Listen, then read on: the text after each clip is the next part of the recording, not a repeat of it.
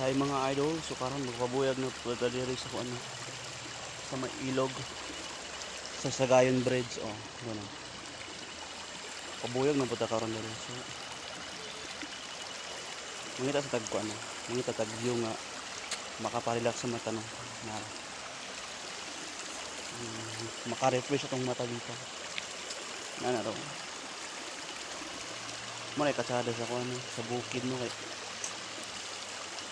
makita nimo ang tanan color na green ba murag ma-refresh na imong mata. Na raw mo na imong Sagayon Bridge daw. Madan lang ni load kay isagong silang init diri ba din ang tubig niya agi na sa kuan sa garden sa mga tao kay minsan na sila sa